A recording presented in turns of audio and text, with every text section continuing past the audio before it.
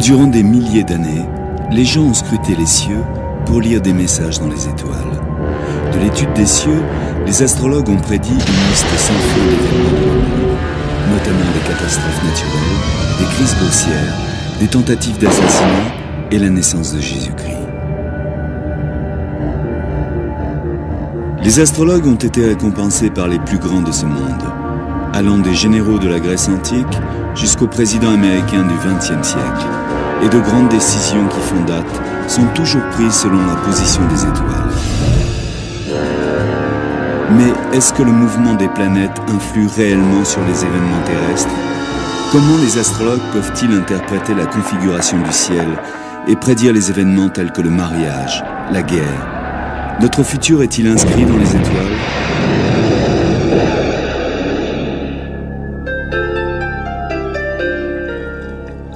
Au XVIIIe siècle, en Angleterre, il y avait deux hommes dont le passé ne pouvait pas être plus différent. L'un était un simple forgeron, l'autre, le roi George III d'Angleterre. En dépit de cela, leur vie était pleine de similitudes. Ils ont hérité de leur père dans le même mois, ils se sont mariés le même jour, ont eu le même nombre d'enfants, ont été malades au même moment et ont encouru les mêmes accidents. Même leurs morts ont été séparés de seulement quelques heures.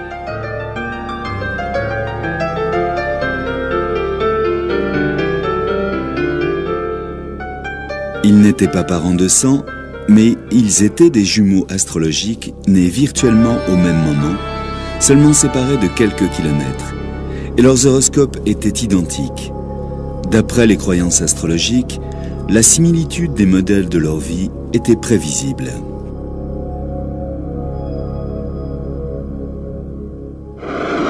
L'astrologie, d'une certaine manière, est familière à tout le monde. Des millions de personnes lisent quotidiennement leurs horoscopes dans les médias, et même le plus sceptique d'entre nous connaît son signe astral. Ce que l'on ne réalise pas forcément lorsque l'on recherche son horoscope dans les journaux est que nous sommes les bénéficiaires de la plus ancienne entreprise intellectuelle de l'histoire de l'humanité. Connue sous le nom de reine des sciences, l'astrologie est notre plus ambitieuse tentation de combiner la science à la philosophie pour obtenir une explication de la destinée. L'astrologie est aussi vieille que les premiers écrits de l'histoire. Cela débuta il y a 5000 ans, lorsque les gens commencèrent à observer et à noter le mouvement des étoiles dans le ciel. Intrigués par leurs observations, ils imaginèrent une relation entre les mouvements dans le ciel et la vie des humains sur Terre. Depuis, les astrologues ont conservé cette connexion entre les planètes et le peuple, mais ne se sont jamais mis d'accord sur le comment et le pourquoi. L'astrologie a traversé le temps. Elle est aussi populaire qu'auparavant et existe n'importe où dans le monde. L'historien Nick Campion de l'université de Cambridge a effectué une étude académique sur l'influence de l'astrologie. L'astrologie, en fait, est infiniment flexible. On ne peut pas nier le fait que c'est l'un des outils les plus précis pour décrire les caractères et pour prédire le futur. Robert Curray est un astrologue important qui attire chaque année des milliers de personnes dans son magasin.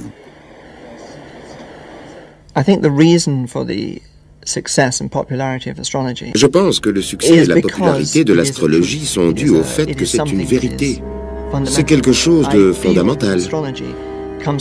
Je pense que l'astrologie provient de quelque chose de supérieur, c'est une part de l'univers.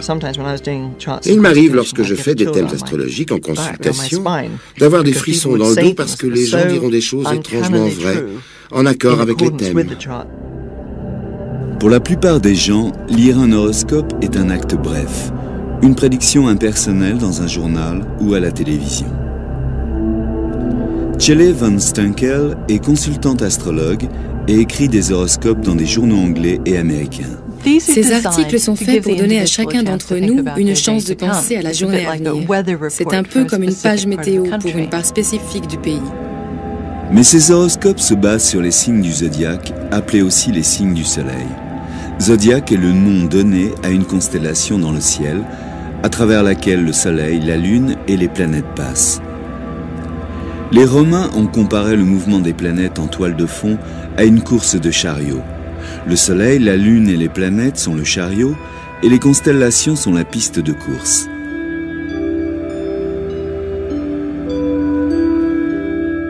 Le zodiaque est découpé en 12 divisions ou signes. Chaque personne née durant les 30 jours, durant lesquels le Soleil traverse la division, appartient à ce signe. Et les astrologues croient que les gens seront influencés par ces caractéristiques. Les prévisions du Soleil sont très générales. Néanmoins, les horoscopes dans les journaux connaissent un large suivi.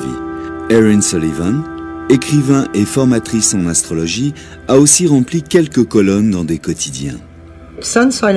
Les signes du soleil dans les journaux intéressent des millions de personnes, et c'est souvent pourquoi les gens les achètent. Certaines personnes qui rédigent ces colonnes ont un terrible succès, ils sont très forts. Ils ont un vocabulaire excellent, ils sont capables de très bien modeler le symbolisme. Vous en trouverez qui sont vraiment très bons et d'autres qui sont absolument ridicules. Un véritable horoscope est bien plus qu'une simple description du signe du soleil. C'est un thème astrologique décrivant les influences astrologiques propres à chaque individu. Le graphique est projeté par un astrologue et est appelé un thème natal. Ceci est un plan des positions des planètes à votre naissance. Et c'est la seule carte qui vous définisse. Et de cette information, un astrologue peut connaître votre potentiel, quel type de personne vous êtes, le type d'expérience que vous pouvez avoir dans votre vie et comment vous pouvez appréhender certaines difficultés dans votre vie. Les astrologues disent que le thème natal peut révéler si la personne est ouverte, anxieuse, si elle aime la musique, la technique, si elle est émotive, et peut vous indiquer probablement votre type de profession.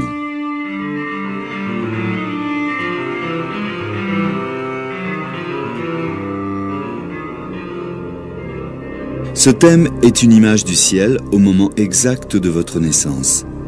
Les motifs dans les cieux peuvent changer en moins de 4 minutes. Donc personne, à part ceux qui sont nés au même moment, ne peuvent prétendre avoir le même horoscope. On suppose que des jumeaux astrologiques comme le roi George III et le forgeron doivent avoir le même type de vie, comme des vrais jumeaux, nés à quelques minutes cruciales d'intervalle. Peu de personnes connaissent l'heure exacte de leur naissance, mais ceci n'empêche pas d'avoir un horoscope. Habituellement, les astrologues projettent un thème sur la date de naissance. Mais il y a une étape plus longue, appelée rectification, qui permet aux astrologues de travailler à reculons depuis les événements de votre vie jusqu'à l'heure probable de votre naissance.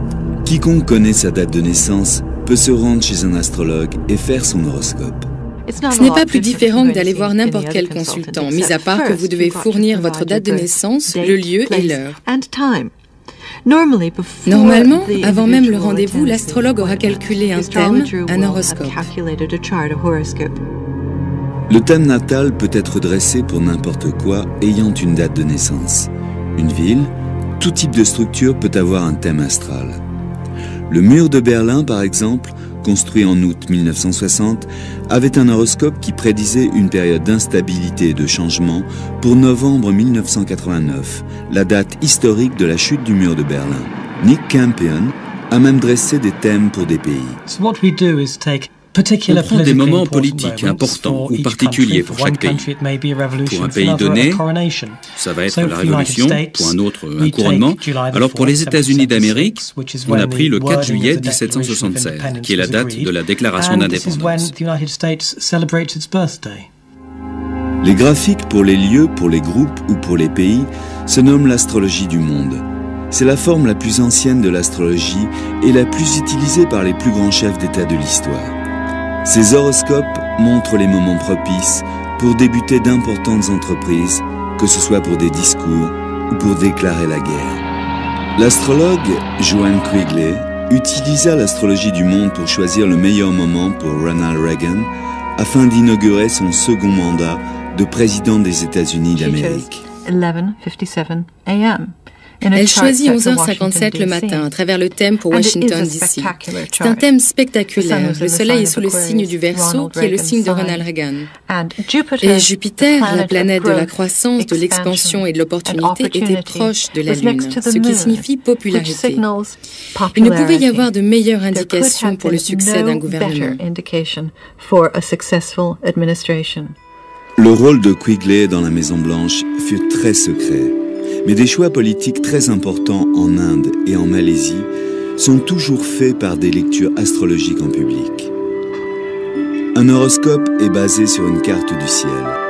C'est une carte extrêmement détaillée et les astrologues sont reconnaissants d'utiliser la technologie des ordinateurs, ce qui évite un lourd travail de dessin.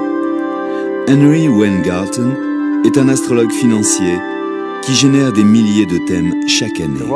Le rôle des ordinateurs a remplacé le travail de nombreux étudiants, et cela depuis de nombreuses années. Ils calculent les procédures à votre place, mais l'analyse reste faite par un professionnel. La carte devient parlante lorsque l'astrologue commence à la lire. L'astrologie demande de la technique, demande de grandes connaissances des influences planétaires. Les clés de la réussite sont la pratique et l'expérience.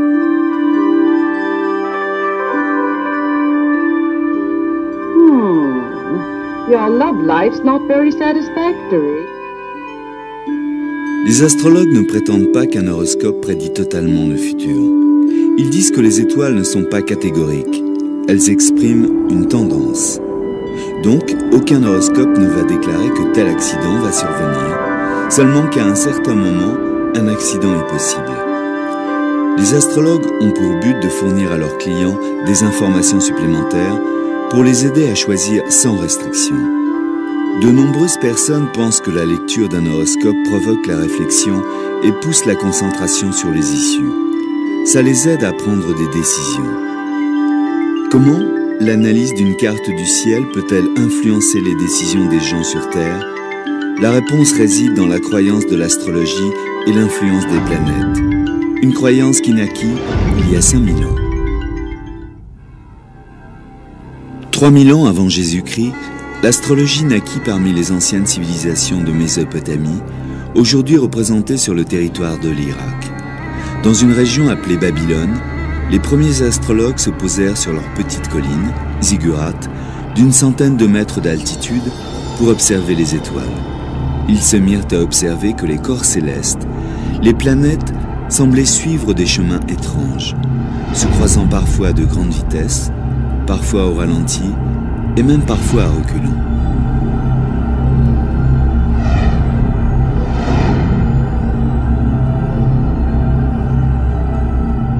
Les scientifiques d'aujourd'hui, avec leurs énormes télescopes et leurs sondes spatiales, n'ont fait que confirmer ce que ces anciens ont observé.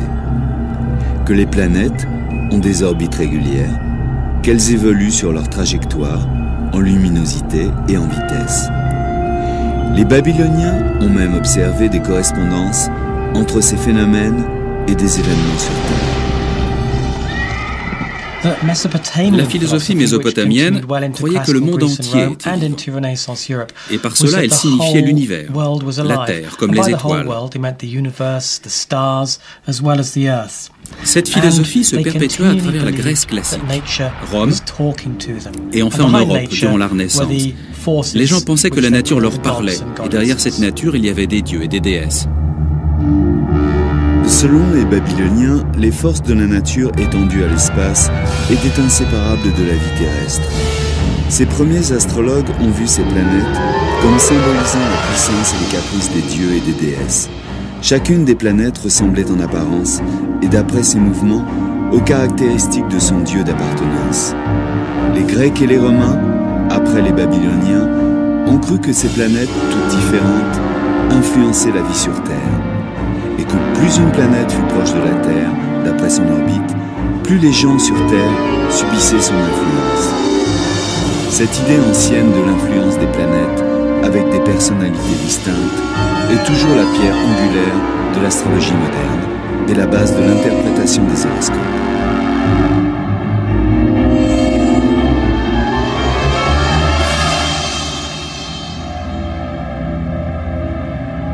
La fonction principale d'un horoscope est d'enregistrer la position des planètes pour évaluer leur influence.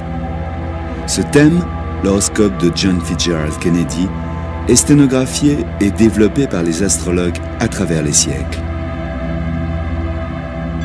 Malgré le peu d'évolution dans le temps de cette sténographie, le mécanisme de dessin des thèmes a été transformé par les ordinateurs. Mais les astrologues continuent à apprendre les techniques traditionnelles en utilisant les tableaux astrologiques.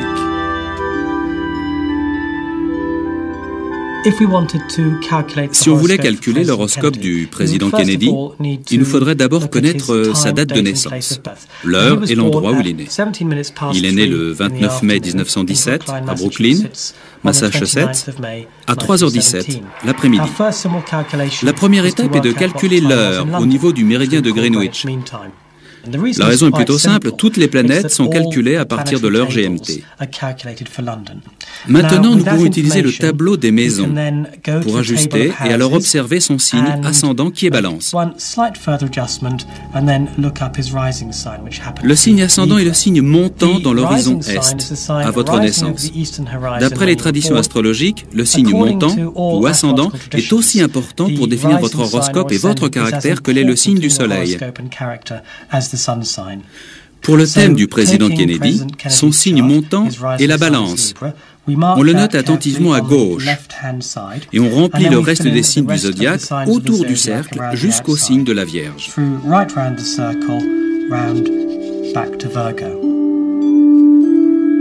Le thème a encore d'autres découpages. Il y a les maisons. Elles se réfèrent à des zones pratiques de la vie humaine, comme la famille, l'argent, le voyage et le travail. L'étape suivante consiste à déterminer la position des planètes au moment de la naissance. On prend maintenant un livre appelé Éphéméride qui va permettre de lister la position des planètes pour tous les jours de l'année et même pour des centaines d'années. En prenant le thème du président Kennedy, il est né avec le Soleil au Gémeaux et la Lune sur la Vierge. Maintenant, les positions des planètes dans l'éphéméride vont être précisées au degré le plus proche. Nous précisons davantage. Nous ne regardons pas seulement à quel signe se trouve la planète, mais aussi nous le faisons pour les 8 autres planètes.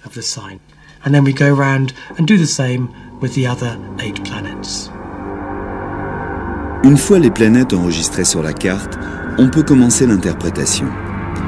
L'astrologue doit connaître les influences identifiées pour chaque planète. Pour le thème de Kennedy, les planètes les plus significatives sont Jupiter, la planète des dirigeants et du succès, Mercure, la planète de l'esprit et de la communication, Mars, la planète de la guerre, Vénus, la planète de l'amour, et Pluton, la planète de la mort et de la fin. L'influence des planètes les unes sur les autres peut être aussi importante que leur effet individuel. Un groupement puissant est une des clés du thème de Kennedy. Il est intéressant de voir qu'il avait une très importante conjonction de planètes autour du Taureau. Une conjonction signifie un lien très étroit, en dessous de 8 degrés, avec le signe. Et il a Jupiter, qui est la planète de l'optimisme et de la croissance. Mercure, qui est la planète qui a dirigé son processus mental, ses idées. Et la planète Mars, qui est la planète de la colère et de l'agression, et qui indique la guerre en politique. Le Taureau est un signe qui est très persévérant et têtu, et ne s'écarte pas de ses objectifs. Il trouve une voie et ne l'abandonne pas. Je pense que c'est cet alignement particulier qui indique son succès devant l'Union soviétique à Berlin et à Cuba. En regardant le thème de manière littérale, Mars, dans le temps ancien, dominait avec des arcs et des flèches. Bien sûr, aujourd'hui, il faut voir des missiles. Les angles entre les planètes sont très importants, ou les aspects d'un point de vue astrologique. L'étape d'interprétation qui suit consiste à regarder les aspects des planètes. Les aspects sont des distances précises entre les planètes. Certaines sont difficiles et d'autres plus faciles.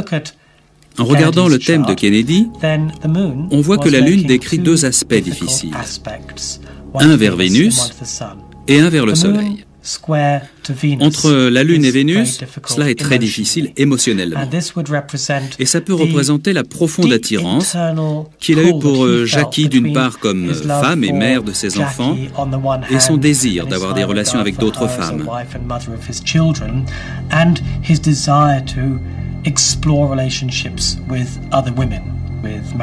Avec Marilyn Monroe et d'autres. Et la même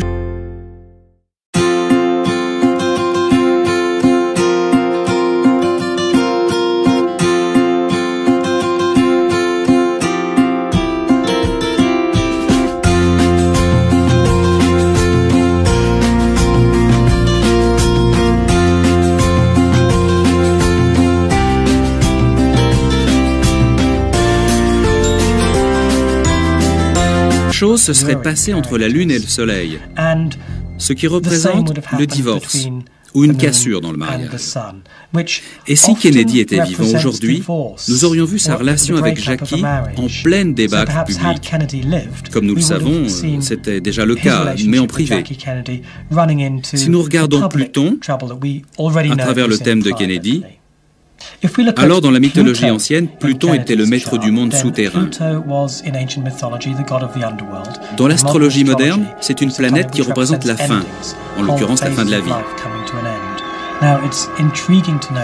Maintenant, il est troublant de remarquer que lorsque Kennedy est né, Pluton était exactement au-dessus de Dallas. Voilà comment calculer et interpréter un thème. Aujourd'hui, n'importe quel ordinateur peut faire le calcul, mais rien ne peut remplacer les interprétations des astrologues.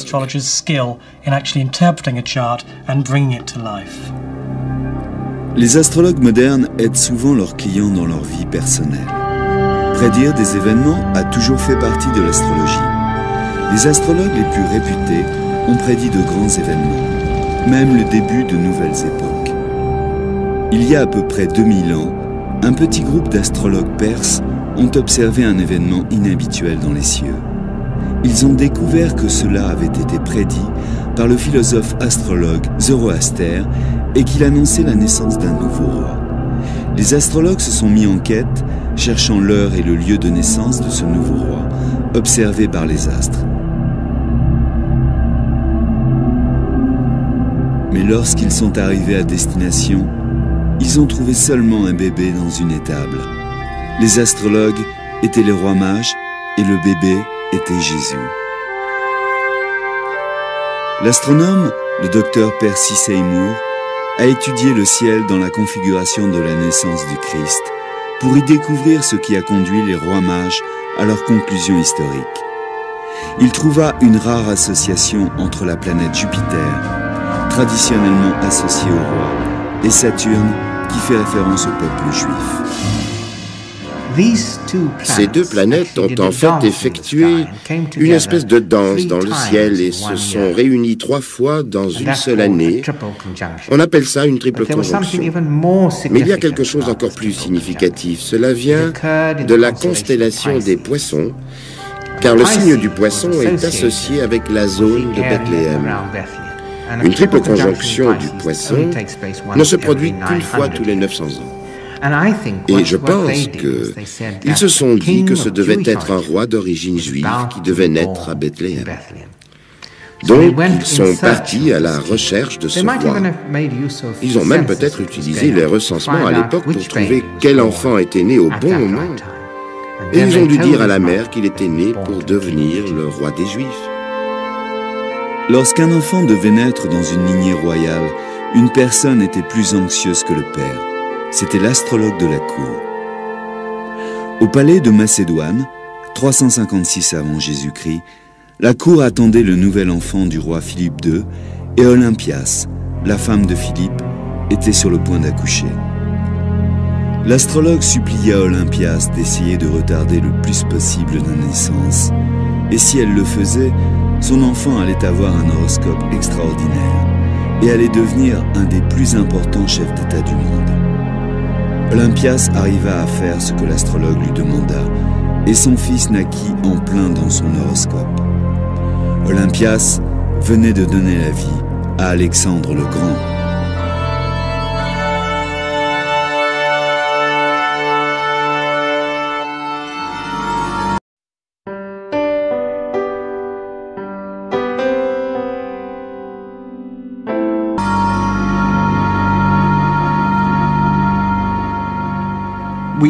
On a passé d'interminables moments à le regarder. On le travailla dans tous les sens et ce fut d'une très grande responsabilité, car nous avons relevé cette nouvelle lune dans le poisson et nous pensions que ça allait devenir le thème le plus extraordinaire. Il collait parfaitement avec les autres thèmes. Nous l'avons préparé pour que ma femme rentre à l'hôpital et nous avons attendu que le docteur vienne faire les préparatifs, mais rien ne s'est passé.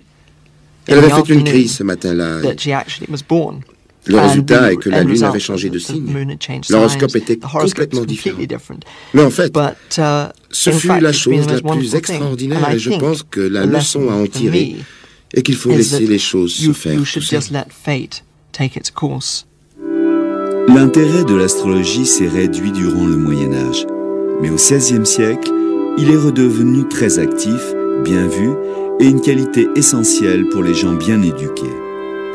L'astrologie était un courant dominant, au même titre que les mathématiques dans les universités, la médecine et l'astronomie étaient utilisées par les docteurs, les scientifiques et les hauts intellectuels.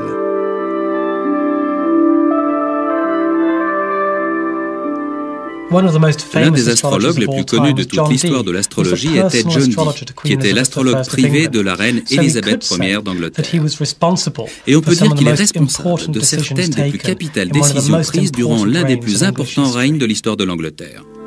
Le travail de Dee a aussi consisté à être un espion pour Élisabeth.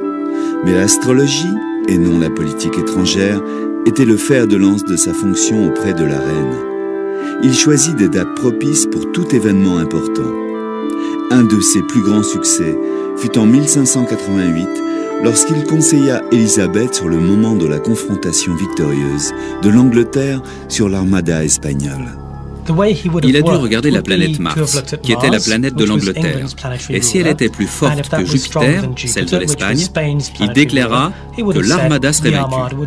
C'est un fait. Il a dû regarder d'autres facteurs comme Mercure qui contrôle les vents et a dit « l'armada pourrait être balayée par les vents ». Et c'est ce qui se passa en réalité. C'est l'apogée de l'astrologie. Dans les années 1600, il y avait plus de 200 astrologues très connus travaillant à Londres.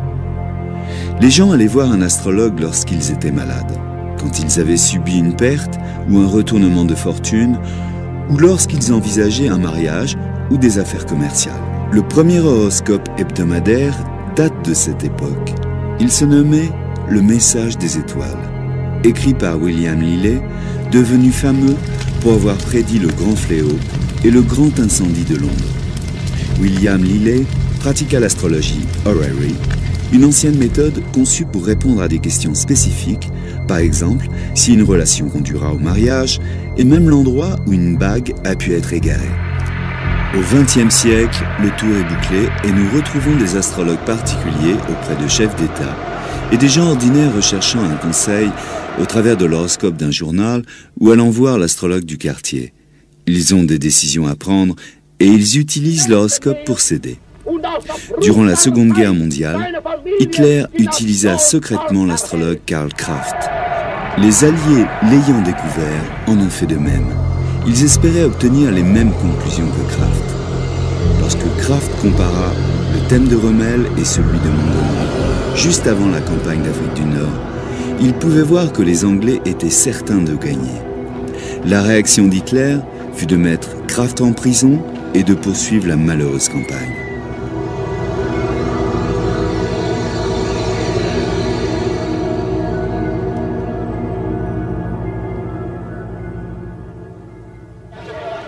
Le président Ronald Reagan était plus enclin de suivre les conseils de son astrologue Johann Quigley. Son premier succès fut de prédire l'attentat sur la vie de Reagan. Après cela, elle fut impliquée dans toutes les décisions majeures et mineures de la présidence.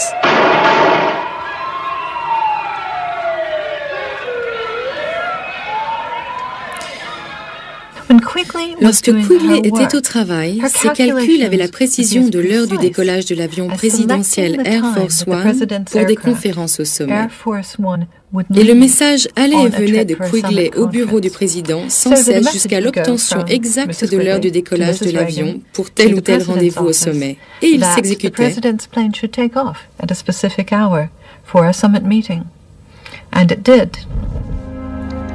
Durant l'hiver 86-87, Quigley était inquiète du mouvement d'Uranus et de Saturne. Elle l'interpréta comme un danger d'assassinat. Durant 4 mois, Reagan est resté à l'intérieur de la Maison-Blanche et n'en sortit qu'une fois pour s'adresser aux Américains. Chaque événement de la vie du président était minuté par l'horoscope. Mais en quoi l'horoscope a aidé Reagan dans ses grandes décisions de président? C'est John Quigley qui a dit à Ronald Reagan qu'il pouvait faire des affaires avec l'Union soviétique. Durant la première partie de sa présidence, Reagan était contre cet empire du diable. Et il y avait cette course à l'armement. C'est alors que John vint avec l'horoscope de Gorbatchev et dit à Reagan, « Regardez, c'est un homme avec qui vous pouvez faire des affaires. » Ronald Reagan utilisait l'astrologie pour prendre des décisions qui ont changé l'histoire du monde. Mais des millions de gens ordinaires utilisent l'astrologie dans leur vie de tous les jours. Et ceci pour tout type de raisons. L'astrologie se veut perspicace. Et il n'existe pas de domaine dans la vie où la perspicacité, donc l'astrologie, ne peut être utilisée. L'astrologie peut aider, de la recherche d'un porte-monnaie à la planification d'un voyage. L'horoscope a solutionné les problèmes personnels de beaucoup de gens.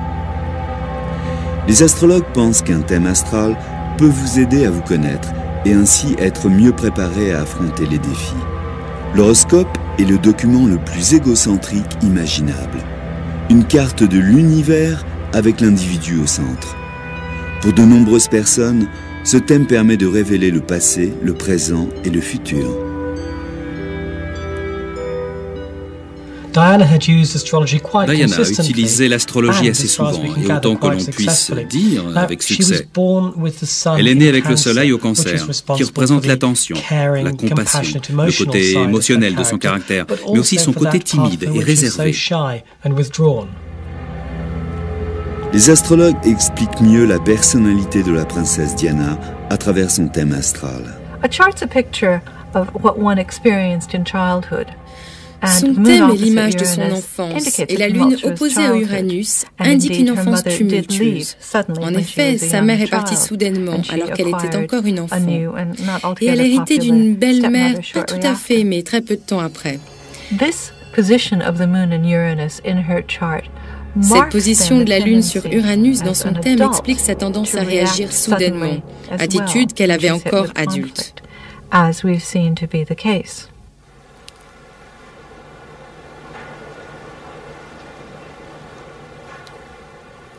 Je pense que l'astrologie était une chose très importante pour Diana, en considérant les difficultés qu'elle pouvait rencontrer.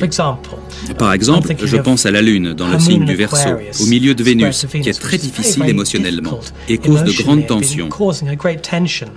Son astrologue lui montra comment tourner les choses de manière positive, car c'est un alignement très idéal. Et c'est alors qu'elle rencontra Mère Teresa et commença à s'impliquer totalement dans des œuvres de charité telles que le sida, allant même jusqu'au contact avec les victimes du sida. Dans le thème de la princesse Diana, on voit Saturne, la planète du devoir et de la responsabilité, défiée par Neptune, qui représente la désillusion et la désintégration. Vénus, la planète de l'amour et de la romance, est opposée à Pluton, la planète des choses cachées, de l'opposition et de la fin. Le palais aurait mieux fait de bien regarder l'horoscope de Diana. Ils auraient vu qu'elle ne pourrait jamais se contenter d'une situation tendue, qu'elle ne pouvait pas simplement obéir à des règles. Ils auraient même pu s'en servir dans la situation, la rupture du mariage tout simplement, beaucoup plus positivement.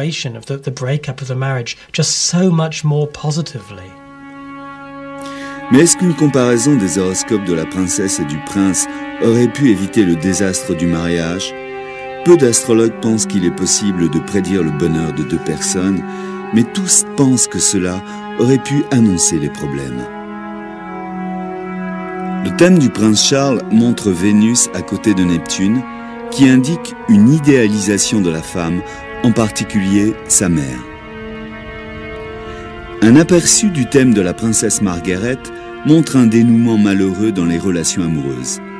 Il montre Vénus attendant l'amour, opposée à Saturne, la planète des devoirs, laissant prévoir la crise durant laquelle elle abandonna l'amour de sa vie, un divorcé pour éviter un scandale. L'astrologie est souvent utilisée pour le mariage. C'est une des raisons les plus fréquentes pour laquelle on consulte. Les questions se concentrent souvent sur les chances de succès des relations entre deux personnes. Des astrologues, comme Eugénie Diserio de New York, se sont spécialisés dans cette branche.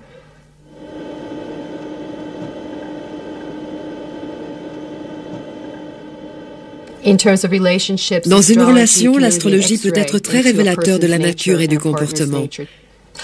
Bien sûr, beaucoup de gens ont des problèmes, vous savez, et ils disent « c'est mon anniversaire et c'est celui de ma partenaire, et notre relation est un désastre. Est-ce que vous avez une solution pour nous aider ?» Et nous regardons si dans les signes astrologiques il y a conflit ou s'il y a des choses que les gens doivent changer. Pour aider les gens dans leurs difficultés, Eugénie propose un service de datation astrologique qui traite les compatibilités astrologiques sur Internet. Certaines personnes vont voir un astrologue pour un conseil médical, habituellement en parallèle de la médecine conventionnelle. La médecine et l'astrologie sont liées depuis des milliers d'années. Chaque partie du corps est représentée par une sous-partie du zodiaque et les horoscopes révèlent des problèmes potentiels de santé. La médecine n'est pas le seul domaine où l'astrologie est présente. Les astroéconomistes sont une nouvelle vague de conseillers financiers qui utilisent cet art ancien pour les aider à jouer à la bourse. Certains investisseurs utilisent l'astrologie comme une information conventionnelle pour prédire les marchés. Henry Weingarten a de nombreux succès à son crédit. Nous avons des preuves que ça fonctionne. J'ai prédit la chute du marché de Tokyo il y a 2 ans et demi, à 2 jours près. À Wall Street, les gens sont très intéressés. Est-ce que ça marche? Quelle est la pertinence de l'information? Combien d'argent je peux gagner? Ce ne sont pas des prédictions directes. Chaque décision se base sur une douzaine d'autres. Il arrive que des centaines de thèmes soient interprétés et collectés par l'astrologue. Je commence d'abord à décider dans quelle partie du monde je veux investir, regardant l'horoscope d'un pays donné et l'horoscope d'une monnaie donnée. Ensuite, je regarde l'horoscope de la bourse, le marché sur lequel nous souhaitons investir, et finalement le stock lui-même. De nombreuses surprises dans les marchés sont prévisibles par l'astrologie, comme la guerre dans le Golfe, qui était quelque chose que nous avions anticipé. L'horoscope des affaires semble fonctionner de la même manière que l'horoscope sur les gens. Ils indiquent les influences, les probabilités d'évolution, nous guident en quelque sorte plutôt que de nous dicter.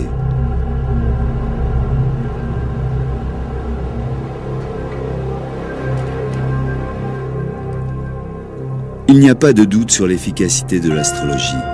Pour ceux qui l'utilisent dans ce sens, les autres sont moins convaincus. Les scientifiques ont du mal à croire en un système qui n'a pas d'explication à proposer. Mais les astrologues ont un autre moyen à offrir pour convaincre, l'évidence statistique.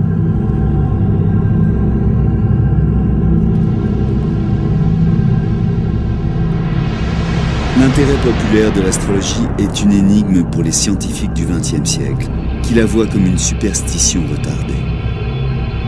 Dans les années 50, un Français, Michel Gauquelin, scientifique et statisticien non convaincu par l'astrologie, réfuta une étude statistique dans laquelle l'écrivain astrologue Léon Lasson avait mis en rapport l'horoscope avec le choix de carrière. À sa surprise, il confirma les conclusions de Lasson. Il répéta même son étude et trouva des résultats encore plus significatifs. Il trouva un résultat très intéressant en étudiant des hommes qui avaient réussi dans la profession médicale, gagné des prix et fait des découvertes scientifiques. Il a découvert que tous ces hommes étaient nés principalement quand Saturne et Mars avaient atteint leur plus haut point dans le ciel. Gauquelin trouva ce qu'on appela l'effet Mars. Son effet était encore plus concentré pour des athlètes de niveau mondial. Quant aux écrivains, ils avaient plutôt tendance à voir la lune montante dans leur thème. La chose frappante pour les étudiants en astrologie et que ces découvertes se basent sur des croyances traditionnelles sur les influences planétaires. Les découvertes de Gauquelin proposent un étayage des croyances venues du monde ancien, disant que les rois sont nés, tandis que Jupiter est à son apogée. Et c'est pour cela que Jupiter devint la planète des rois. Malgré le travail scientifique rigoureux de Gauquelin, les journaux scientifiques étaient réticents à la publication. Quoi qu'il en soit, Gauquelin fit une autre découverte statistique. Certains aspects de l'astrologie sont héréditaires. Ce n'est pas vrai pour les signes du zodiaque, mais cela se confirme pour l'influence des planètes.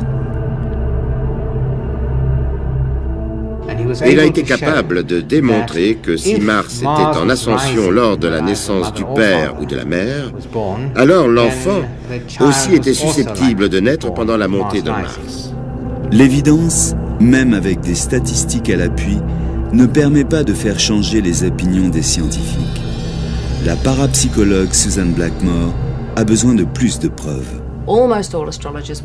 La plupart des astrologues vous diront qu'il y a une relation entre l'heure, le lieu de votre naissance et votre personnalité. Alors faites mon expérience favorite. Prenez une douzaine de personnes et fournissez à un astrologue toutes les informations qu'il souhaite. Fournissez-lui également les lieux, dates et heures, et voyez s'il peut les accorder avec les personnes. De nombreuses expériences montrent que les astrologues ne le peuvent pas. Une expérience similaire a révélé dans des tests psychologiques que la personnalité correspond plus au signe du soleil que l'horoscope natal complet.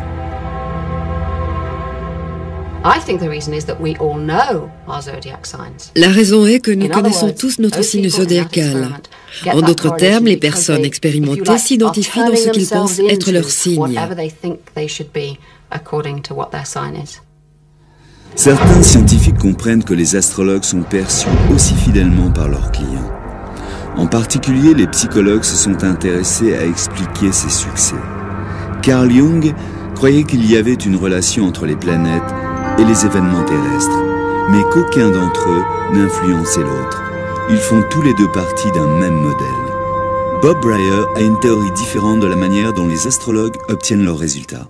Mais cela n'a rien à voir avec les étoiles, c'est quelque chose d'autre, et c'est probablement la perception extrasensorielle.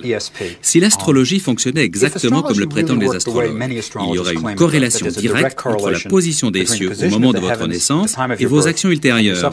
Et alors, le meilleur astrologue serait un ordinateur. Mais j'ai le sentiment que nombre d'astrologues pensent qu'il n'est pas possible de le faire seulement avec un ordinateur. Et c'est alors que l'interprétation devient la perception extrasensorielle. De nombreux psychologues maintiennent que de bons astrologues, ceux qui impressionnent leurs clients avec l'exactitude de leurs analyses, ceux qui peuvent pointer des zones à problème, en fait, combinent plusieurs compétences. Ils peuvent par exemple être très forts en reconnaissant des signaux inconscients émanant de leurs clients, ou bien tout simplement être doués pour dire à leurs clients ce qu'ils souhaitent entendre. Je pense que le pouvoir de l'astrologie réside dans le désir de se reconnaître dans les descriptions qui leur sont exposées. Donc, par exemple, si je vous dis des choses que vous souhaitez entendre, vous êtes confiant, mais en fait, vous êtes plus tracassé qu'il n'y paraît. Maintenant, presque tout le monde vous dira que c'est vrai pour eux, mais pas sur d'autres personnes, parce que vous ne réalisez pas que tout le monde est comme cela. Vous pouvez assez facilement croire que l'astrologie est bien plus vraie qu'elle ne l'est en réalité. Mais les astrologues sont également convaincus qu'un horoscope a ses propres vérités. Leur position est que de bons astrologues obtiennent des résultats parce qu'ils sont expérimentés dans la lecture des thèmes. On m'a demandé de faire un thème en cadeau pour un homme, quelqu'un que je n'avais jamais rencontré. Ayant l'heure de sa naissance, la date et le lieu, je fis donc une cassette pour lui et lui envoya par la poste et n'y pensa plus. Jusqu'à ce que je reçoive un coup de téléphone de sa femme. Elle me dit que la cassette lui permit de comprendre mieux son époux, qu'elle ne l'avait pu jusqu'alors. Percy Seymour est l'un des rares scientifiques à développer la théorie avec des évidences sur le sujet. Il a cherché à expliquer Gobelin, démontrant une relation entre la position des planètes et la vie des individus.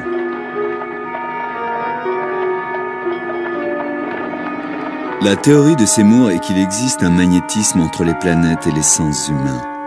Le mécanisme n'est pas très clair, Mais nous savons déjà que le Soleil et la Lune influent sur la Terre. La pleine Lune, par exemple, a longtemps été associée à des changements dans le comportement humain.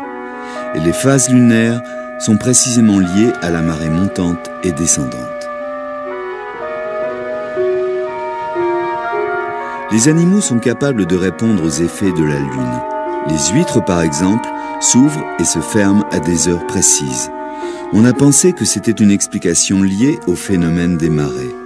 Mais les biologistes ont découvert que même dans des bassins clos, les huîtres continuaient leur rythme lunaire d'ouverture et de fermeture.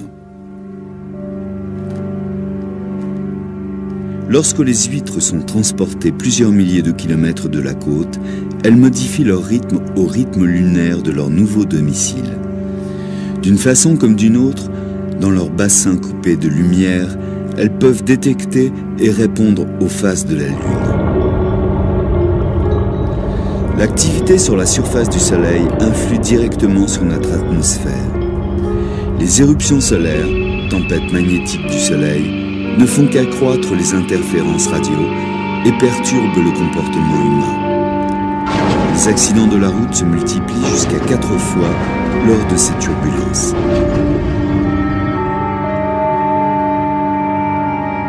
Les scientifiques admettent que les animaux et les humains peuvent détecter des signaux de voisins proches et puissants comme le Soleil et la Lune. Mais, et concernant les planètes qui sont nettement plus éloignées de la Terre, Percy Seymour a une théorie pour l'influence des planètes. Nous savons tous que le Soleil et la Lune ont des influences sur la Terre. Comment les planètes peuvent entrer dans ce scénario? Comment peuvent-elles jouer un rôle alors qu'elles sont si éloignées de nous? Et leur éloignement provoque sur nous une si petite influence. Je pense que c'est là que le Soleil intervient. Le Soleil peut influencer les faibles forces des planètes et ces infimes forces peuvent être amplifiées par le champ magnétique du Soleil, de sorte que le Soleil peut perturber sous forme de violents orages, par exemple. Ceci affecte le champ magnétique de la Terre et puisque ce champ magnétique terrestre influe sur une grande variété d'organismes, il peut également influencer l'espèce humaine. L'idée de Seymour est que le système nerveux humain et animal réagit comme des capteurs pour détecter les vibrations du champ terrestre. Une symphonie complexe, orchestrée par le système solaire, constamment en mouvement. Les premiers signaux sont gravés dans notre système nerveux encore vierge, avant même que l'on vienne au monde. Je pense que durant les 9 mois de grossesse, lorsque le fœtus est toujours dans l'utérus, il développe un système de capteurs aériens, qui est le système nerveux, qui assimile les tons, les mélodies, des musiques magnétiques provenant du système solaire. À la naissance, la majeure partie des informations lui viendra de ces 5 sens. Mais il se peut que dans sa vie à venir, l'individu enregistre les thèmes et les mélodies de la symphonie qu'il entendait lorsqu'il était dans l'utérus. Et il sera prédisposé à réagir d'une certaine manière. Le débat continue, mais tandis que les scientifiques discutent, les astrologues sont encore plus populaires que durant les 3 derniers siècles. Nous ne savons toujours pas encore s'il existe des bases scientifiques pour l'astrologie, mais durant des siècles, le même message a émergé encore et encore. Les planètes font partie du même système solaire que la Terre, et d'une façon comme d'une autre, leur influence est ressentie dans la vie des humains. Pour les milliers d'astrologues qui aident leurs clients à se concentrer sur leur vie et leurs problèmes, les étoiles ont plus qu'une charitable présence dans la nuit. Elles sont les gardiennes de nos forces et de nos faiblesses, de nos désirs, de nos ambitions. Elles sont notre destinée.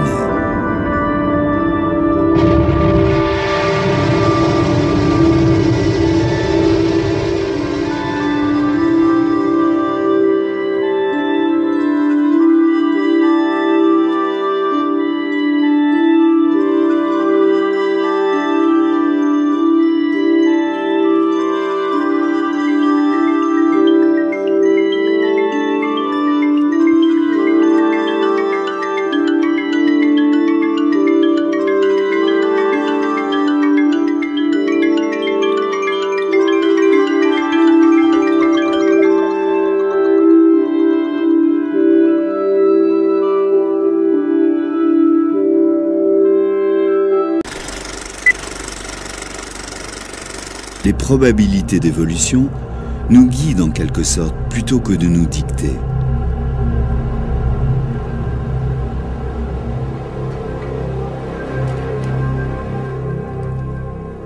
Il n'y a pas de doute sur l'efficacité de l'astrologie. Pour ceux qui l'utilisent dans ce sens, les autres sont moins convaincus. Les scientifiques ont du mal à croire en un système qui n'a pas d'explication à proposer. Mais les astrologues ont un autre moyen à offrir pour convaincre: l'évidence statistique.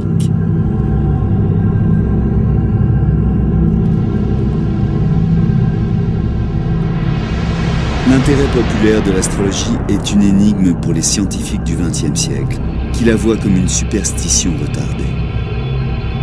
Dans les années 50, un Français, Michel Gauquelin, scientifique et statisticien non convaincu par l'astrologie, réfuta une étude statistique dans laquelle l'écrivain astrologue Léon Lasson avait mis en rapport l'horoscope avec le choix de carrière.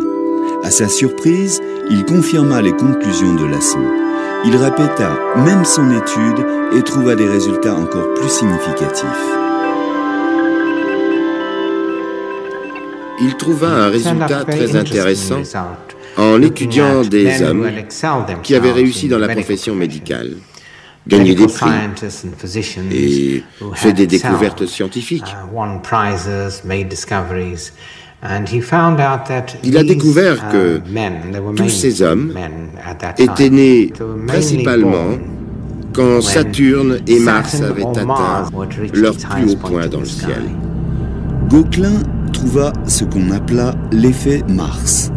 Son effet était encore plus concentré pour des athlètes de niveau mondial. Quant aux écrivains, ils avaient plutôt tendance à voir la lune montante dans leur thème. La chose frappante pour les étudiants en astrologie est que ces découvertes se basent sur des croyances traditionnelles sur les influences planétaires. Les découvertes de Gauquelin proposent un étayage des croyances venues du monde ancien, disant que les rois sont nés, tandis que Jupiter est à son apogée. Et c'est pour cela que Jupiter devint la planète des rois. Malgré le travail scientifique rigoureux de Gauquelin, les journaux scientifiques étaient réticents à la publication. Quoi qu'il en soit, Gauquelin fit une autre découverte statistique. Certains aspects de l'astrologie sont héréditaires. Ce n'est pas vrai pour les signes du zodiaque, mais cela se confirme pour l'influence des planètes. Il a été capable de démontrer que si Mars était en ascension lors de la naissance du père ou de la mère,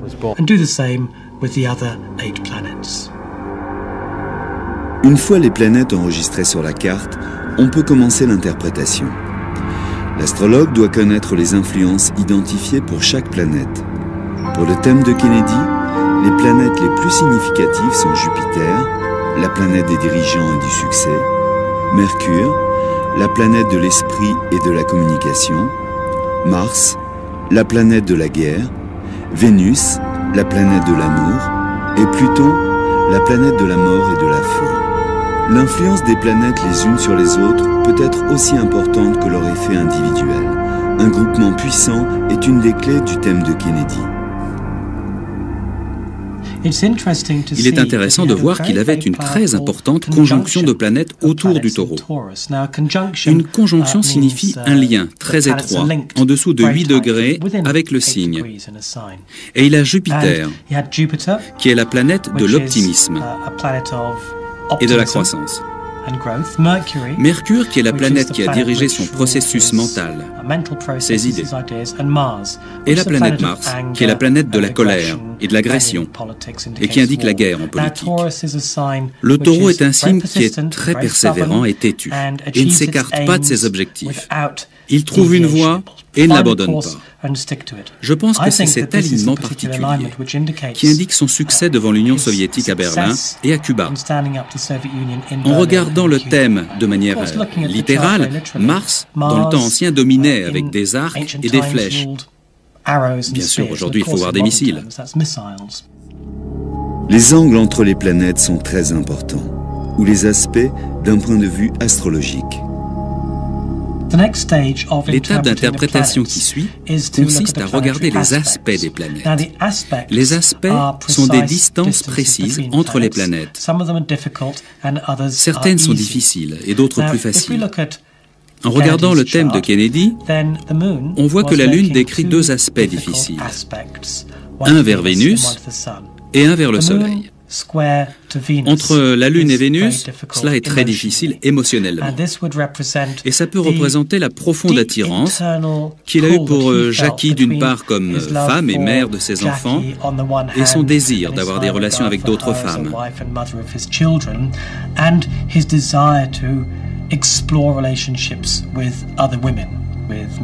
Avec Marilyn Monroe et d'autres. Et la même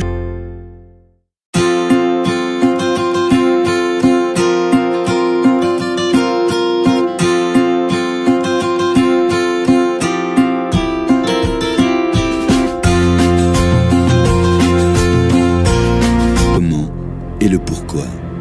L'astrologie a traversé le temps. Elle est aussi populaire qu'auparavant et existe n'importe où dans le monde. L'historien Nick Campion de l'Université de Cambridge a effectué une étude académique sur l'influence de l'astrologie. L'astrologie, en fait, est infiniment flexible. On ne peut pas nier le fait que c'est l'un des outils les plus précis pour décrire les caractères et pour prédire le futur. Robert Curray est un astrologue important qui attire chaque année des milliers de personnes dans son magasin.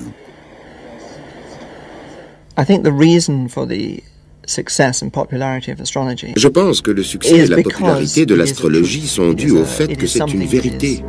C'est quelque chose de fondamental. Je pense que l'astrologie provient de quelque chose de supérieur, c'est une part de l'univers. Et il m'arrive, lorsque je fais des thèmes astrologiques en consultation, d'avoir des frissons dans le dos parce que les gens diront des choses étrangement vraies, en accord avec les thèmes. Pour la plupart des gens, lire un horoscope est un acte bref, une prédiction impersonnelle dans un journal ou à la télévision. Shelley Van Stunkel est consultante astrologue et écrit des horoscopes dans des journaux anglais et américains. Ces articles sont faits pour donner à chacun d'entre nous une chance de penser à la journée à venir. C'est un peu comme une page météo pour une part spécifique du pays. Mais ces horoscopes se basent sur les signes du zodiaque, appelés aussi les signes du soleil. Zodiaque est le nom donné à une constellation dans le ciel, à travers laquelle le soleil, la lune et les planètes passent. Les Romains ont comparé le mouvement des planètes en toile de fond à une course de chariot. Le soleil, la lune et les planètes sont le chariot et les constellations sont la piste de course.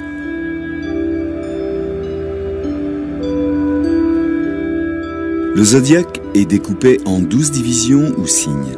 Chaque personne née durant les 30 jours, durant lesquels le soleil traverse la division, appartient à ce signe.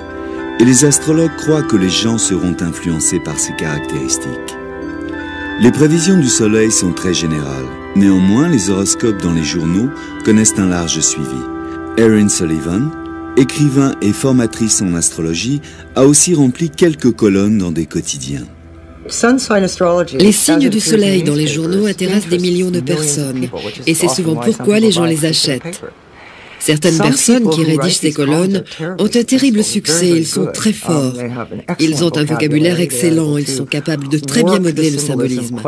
Vous en trouverez qui sont vraiment très bons et d'autres qui sont absolument ridicules. Un véritable horoscope est bien plus qu'une simple description du signe du soleil. Spécifique, par exemple, si une relation conduira au mariage, et même l'endroit où une bague a pu être égarée. Au XXe siècle, le tour est bouclé et nous retrouvons des astrologues particuliers auprès de chefs d'État et des gens ordinaires recherchant un conseil au travers de l'horoscope d'un journal ou allant voir l'astrologue du quartier. Ils ont des décisions à prendre et ils utilisent l'horoscope pour s'aider. Durant la Seconde Guerre mondiale, Hitler utilisa secrètement l'astrologue Karl Kraft. Les Alliés, l'ayant découvert, en ont fait de même. Ils espéraient obtenir les mêmes conclusions que Kraft.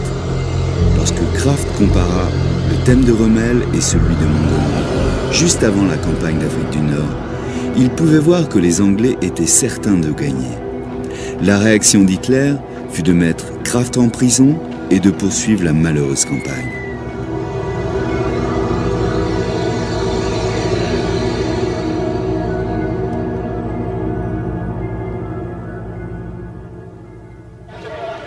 Le président Ronald Reagan était plus enclin de suivre les conseils de son astrologue Joanne Quigley. Son premier succès fut de prédire l'attentat sur la vie de Reagan. Après cela, elle fut impliquée dans toutes les décisions majeures et mineures de la présidence.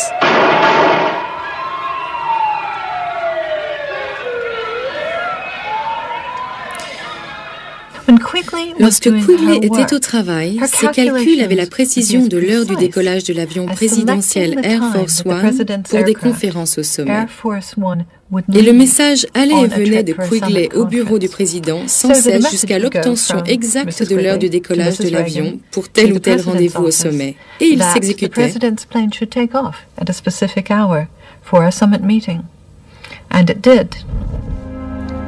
Durant l'hiver 86-87, Quigley était inquiète du mouvement d'Uranus et de Saturne. Elle l'interpréta comme un danger d'assassinat. Durant 4 mois, Reagan est resté à l'intérieur de la Maison-Blanche et n'en sortit qu'une fois pour s'adresser aux Américains. Chaque événement de la vie du président était minuté par l'horoscope. Mais en quoi l'horoscope a aidé Reagan dans ses grandes décisions de président ? C'est John Quigley qui a dit à Ronald Reagan qu'il pouvait faire des affaires avec l'Union soviétique. Durant la première partie de sa présidence, Reagan était contre cet empire du diable. Et il y avait cette course à l'armement. C'est alors que John vint avec l'horoscope de Gorbatchev et dit à Reagan « Regardez, c'est un homme avec qui vous pouvez faire des affaires. » Ronald Reagan utilisa l'astrologie pour prendre des décisions qui ont changé l'histoire du monde. Mais des millions de gens ordinaires utilisent l'astrologie. Horoscope est bien plus qu'une simple description du signe du soleil. C'est un thème astrologique décrivant les influences astrologiques propres à chaque individu. Le graphique est projeté par un astrologue et est appelé un thème natal. Ceci est un plan des positions des planètes à votre naissance. Et c'est la seule carte qui vous définisse. Et de cette information, un astrologue peut connaître votre potentiel, quel type de personne vous êtes, le type d'expérience que vous pouvez avoir dans votre vie et comment vous pouvez appréhender certaines difficultés dans votre vie.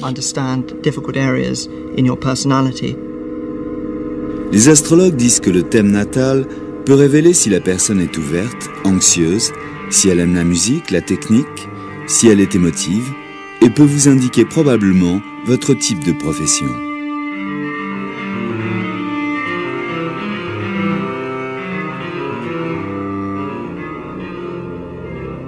Ce thème est une image du ciel au moment exact de votre naissance. Les motifs dans les cieux peuvent changer en moins de 4 minutes. Donc personne, à part ceux qui sont nés au même moment, ne peuvent prétendre avoir le même horoscope. On suppose que des jumeaux astrologiques comme le roi George III et le forgeron doivent avoir le même type de vie comme des vrais jumeaux, nés à quelques minutes cruciales d'intervalle. Peu de personnes connaissent l'heure exacte de leur naissance, mais ceci n'empêche pas d'avoir un horoscope. Habituellement, les astrologues projettent un thème sur la date de naissance. Mais il y a une étape plus longue, appelée rectification, qui permet aux astrologues de travailler à reculons depuis les événements de votre vie jusqu'à l'heure probable de votre naissance.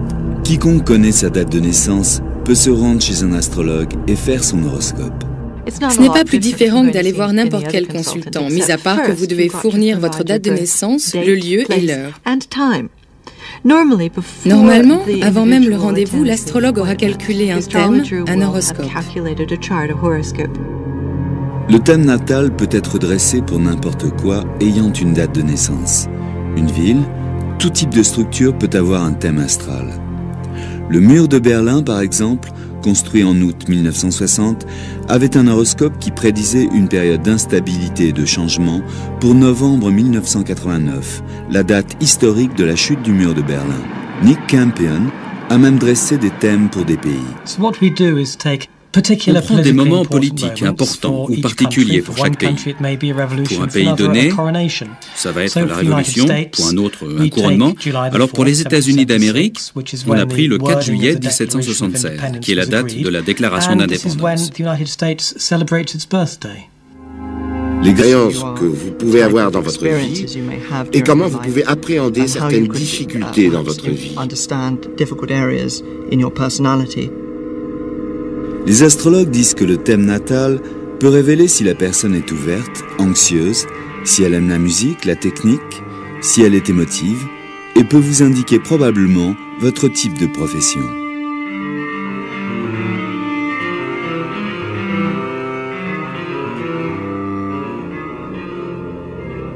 Ce thème est une image du ciel au moment exact de votre naissance. Les motifs dans les cieux peuvent changer en moins de 4 minutes. Donc personne, à part ceux qui sont nés au même moment, ne peuvent prétendre avoir le même horoscope. On suppose que des jumeaux astrologiques comme le roi George III et le forgeron doivent avoir le même type de vie comme des vrais jumeaux, nés à quelques minutes cruciales d'intervalle. Peu de personnes connaissent l'heure exacte de leur naissance, mais ceci n'empêche pas d'avoir un horoscope. Habituellement, les astrologues projettent un thème sur la date de naissance. Mais il y a une étape plus longue, appelée rectification, qui permet aux astrologues de travailler à reculons depuis les événements de votre vie jusqu'à l'heure probable de votre naissance. Quiconque connaît sa date de naissance peut se rendre chez un astrologue et faire son horoscope. Ce n'est pas plus différent que d'aller voir n'importe quel consultant, mis à part que vous devez fournir votre date de naissance, le lieu et l'heure. Normalement, avant même le rendez-vous, l'astrologue aura calculé un thème, un horoscope. Le thème natal peut être dressé pour n'importe quoi ayant une date de naissance. Une ville, tout type de structure peut avoir un thème astral. Le mur de Berlin, par exemple, construit en août 1960, avait un horoscope qui prédisait une période d'instabilité et de changement pour novembre 1989, la date historique de la chute du mur de Berlin. Nick Campion a même dressé des thèmes pour des pays. On prend des moments politiques importants ou particuliers pour chaque pays. Pour un pays donné, ça va être la Révolution, pour un autre, un couronnement. Alors pour les États-Unis d'Amérique, on a pris le 4 juillet 1776, qui est la date de la déclaration d'indépendance. Les graphiques pour les lieux, pour les groupes ou pour les pays se nomment l'astrologie du monde. C'est la forme la plus ancienne de l'astrologie et la plus utilisée par les plus grands chefs d'État de l'histoire. Ces horoscopes montrent les moments propices pour débuter d'importantes entreprises, que ce soit pour des discours ou pour déclarer la guerre. L'astrologue Joan Quigley utilisa l'astrologie du monde pour choisir le meilleur moment pour Ronald Reagan afin d'inaugurer son second mandat de président des États-Unis. Mars, dans le temps ancien, dominait avec des arcs et des flèches. Bien sûr, aujourd'hui, il faut voir des missiles. Les angles entre les planètes sont très importants, ou les aspects d'un point de vue astrologique. L'étape d'interprétation qui suit consiste à regarder les aspects des planètes. Les aspects sont des distances précises entre les planètes. Certaines sont difficiles et d'autres plus faciles. En regardant le thème de Kennedy, on voit que la Lune décrit deux aspects difficiles. Un vers Vénus et un vers le Soleil. Entre la Lune et Vénus, cela est très difficile émotionnellement. Et ça peut représenter la profonde attirance qu'il a eue pour Jackie d'une part comme femme et mère de ses enfants, et son désir d'avoir des relations avec d'autres femmes.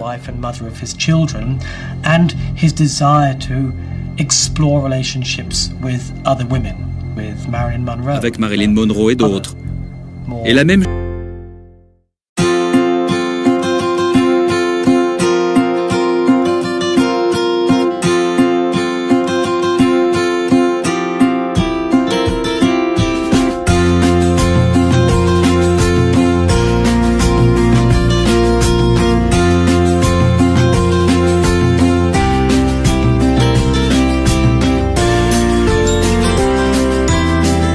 chose se serait passée entre la Lune et le Soleil, ce qui représente le divorce, ou une cassure dans le mariage.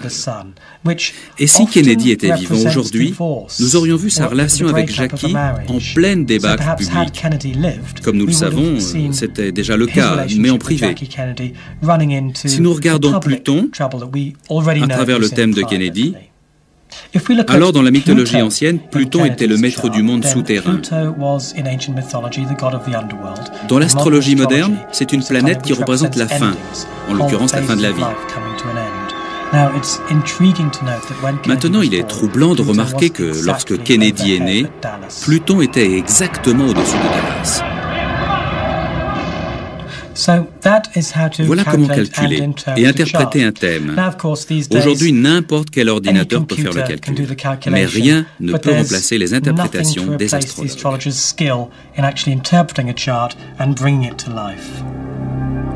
Les astrologues modernes aident souvent leurs clients dans leur vie personnelle. Prédire des événements a toujours fait partie de l'astrologie. Les astrologues les plus réputés ont prédit de grands événements, même le début de nouvelles époques. Il y a à peu près 2000 ans, un petit groupe d'astrologues perses ont observé un événement inhabituel dans les cieux. Ils ont découvert que cela... Comment les planètes peuvent entrer dans ce scénario? Comment peuvent-elles jouer un rôle alors qu'elles sont si éloignées de nous? Et leur éloignement provoque sur nous une si petite influence.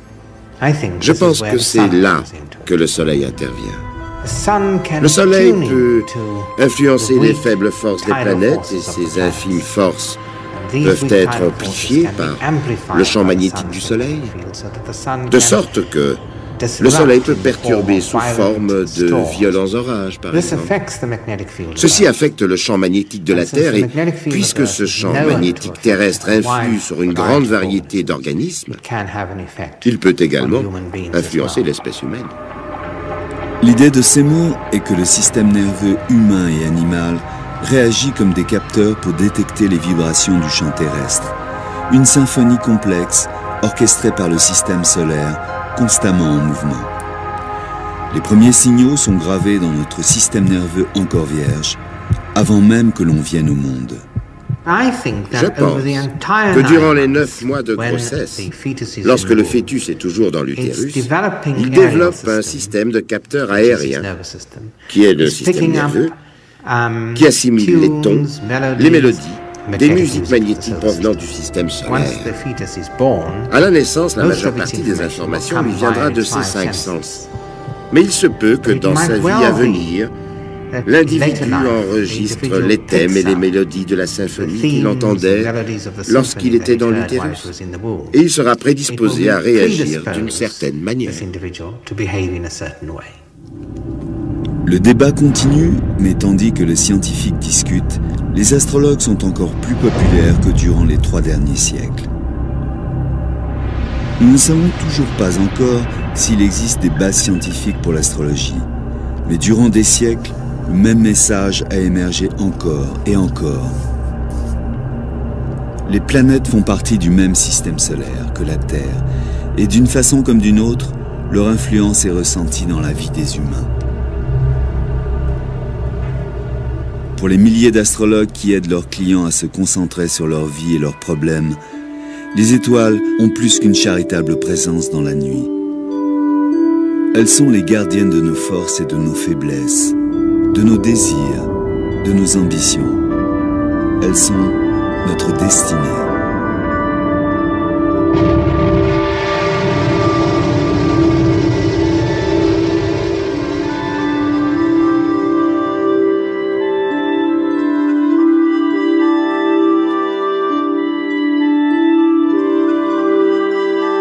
En 1588, lorsqu'il conseilla Élisabeth sur le moment de la confrontation victorieuse de l'Angleterre sur l'armada espagnole. Il a dû regarder la planète Mars, qui était la planète de l'Angleterre. Et si elle était plus forte que Jupiter, celle de l'Espagne, il déclara que l'armada serait vaincue. C'est un fait. Il a dû regarder d'autres facteurs comme Mercure qui contrôle les vents et a dit « l'armada pourrait être balayée par les vents ». Et c'est ce qui se passa en réalité.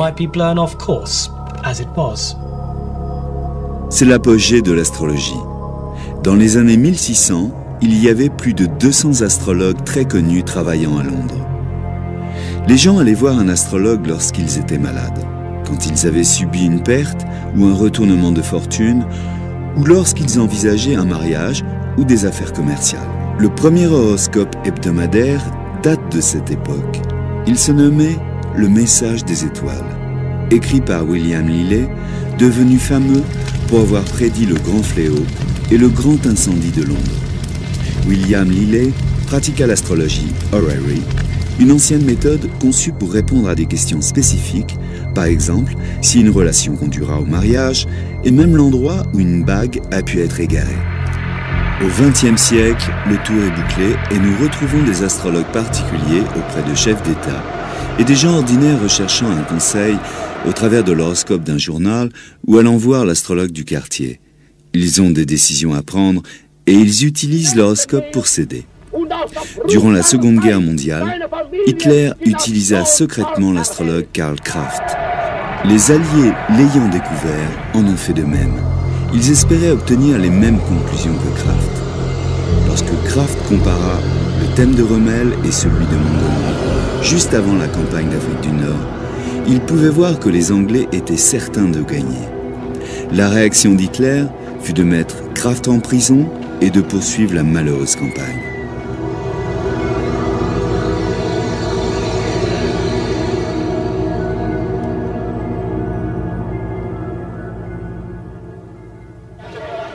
Le président Ronald Reagan était plus enclin de suivre les conseils de son astrologue Joanne Quigley. Son premier succès fut de prédire l'attentat sur la vie de Reagan. Après cela, elle fut impliquée dans toutes les décisions majeures et mineures de la présidence.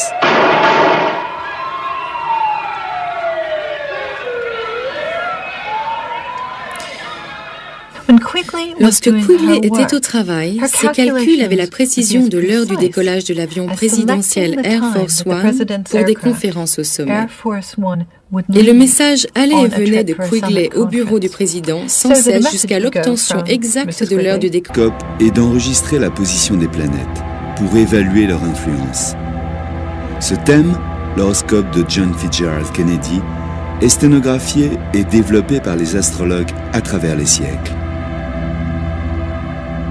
Malgré le peu d'évolution dans le temps de cette sténographie, le mécanisme de dessin des thèmes a été transformé par les ordinateurs. Mais les astrologues continuent à apprendre les techniques traditionnelles en utilisant les tableaux astrologiques.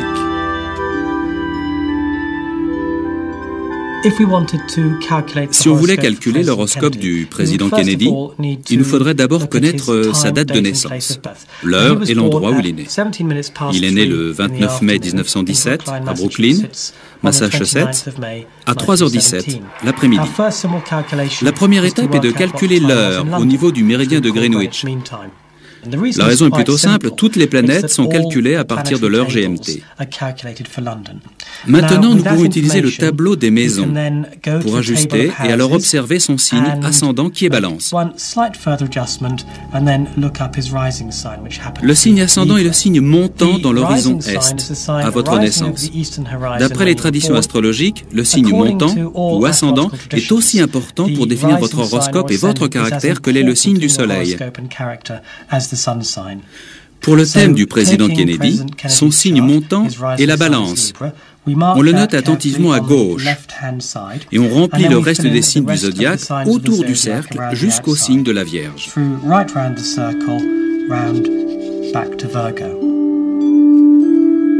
Le thème a encore d'autres découpages. Il y a les maisons. Elles se réfèrent à des zones pratiques de la vie humaine, comme la famille, l'argent, le voyage et le travail. L'étape suivante consiste à déterminer la position des planètes au moment de la naissance.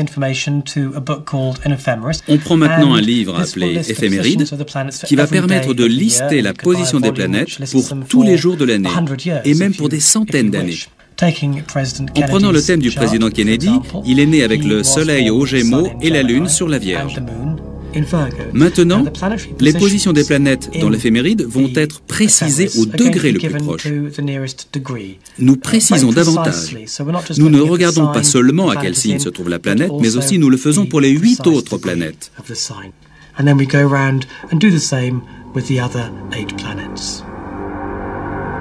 Une fois les planètes enregistrées sur la carte, on peut commencer l'interprétation. L'astrologue doit connaître les influences identifiées pour chaque planète. Pour le thème de Kennedy, les planètes les plus significatives sont Jupiter, la planète des dirigeants et du succès. Quelque chose d'encore plus significatif, cela vient de la constellation des Poissons, car le signe du Poisson est associé avec la zone de Bethléem. Une triple conjonction du Poisson ne se produit qu'une fois tous les 900 ans. Et je pense qu'ils se sont dit que ce devait être un roi d'origine juive qui devait naître à Bethléem. Donc, ils sont partis à la recherche de ce roi. Ils ont même peut-être utilisé les recensements à l'époque pour trouver quel enfant était né au bon moment. Et ils ont dû dire à la mère qu'il était né pour devenir le roi des Juifs. Lorsqu'un enfant devait naître dans une lignée royale, une personne était plus anxieuse que le père. C'était l'astrologue de la cour. Au palais de Macédoine, 356 avant Jésus-Christ, la cour attendait le nouvel enfant du roi Philippe II et Olympias, la femme de Philippe, était sur le point d'accoucher. L'astrologue supplia Olympias d'essayer de retarder le plus possible la naissance, et si elle le faisait, son enfant allait avoir un horoscope extraordinaire et allait devenir un des plus importants chefs d'État du monde.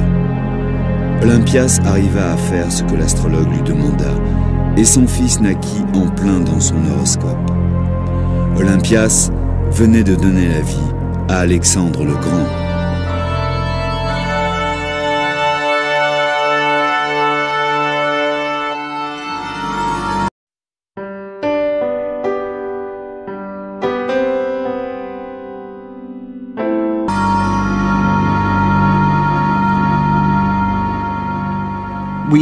On a passé d'interminables moments à le regarder. On le travailla dans tous les sens et ce fut d'une très grande responsabilité, car nous avons relevé cette nouvelle lune dans le Poisson et nous pensions que ça allait devenir le thème le plus extraordinaire. Et il collait parfaitement avec les autres thèmes. Nous l'avons préparé pour que ma femme rentre à l'hôpital et nous avons attendu que le docteur vienne faire les préparatifs, mais rien ne s'est passé.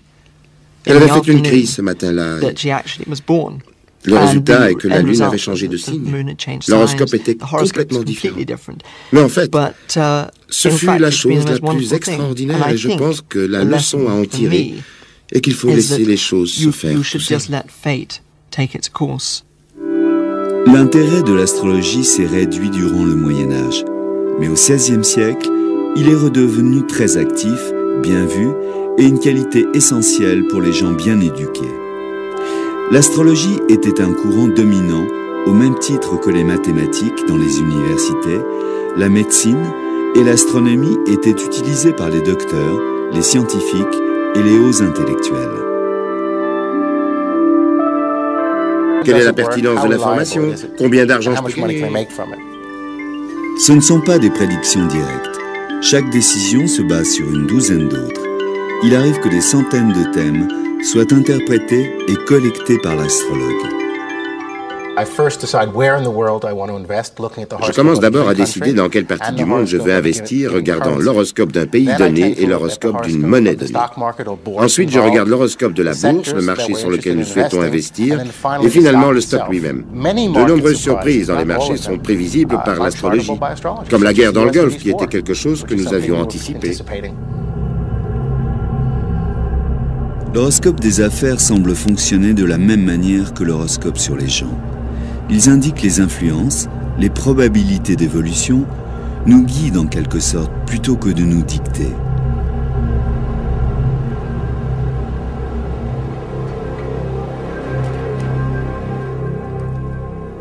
Il n'y a pas de doute sur l'efficacité de l'astrologie. Pour ceux qui l'utilisent dans ce sens, les autres sont moins convaincus. Les scientifiques ont du mal à croire en un système qui n'a pas d'explication à proposer. Mais les astrologues ont un autre moyen à offrir pour convaincre. L'évidence statistique.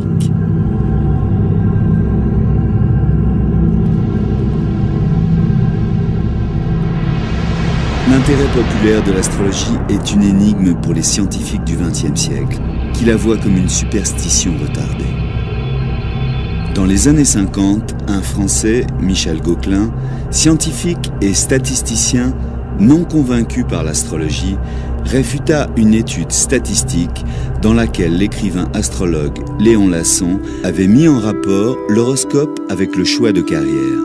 À sa surprise, il confirma les conclusions de Lasson. Il répéta même son étude et trouva des résultats encore plus significatifs. Il trouva un résultat très intéressant en étudiant des hommes qui avaient réussi dans la profession médicale, gagné des prix et fait des découvertes scientifiques. Il a découvert que tous ces hommes étaient nés principalement quand Saturne et Mars avaient atteint leur plus haut point dans le ciel. Gauquelin trouva ce qu'on appela l'effet Mars. Son effet était encore plus concentré pour des athlètes de niveau mondial. Quant aux écrivains, ils avaient plutôt tendance à voir la lune montante dans leur thème. La chose frappante pour les étudiants en astrologie est que ces découvertes se basent sur des croyances traditionnelles sur les influences planétaires.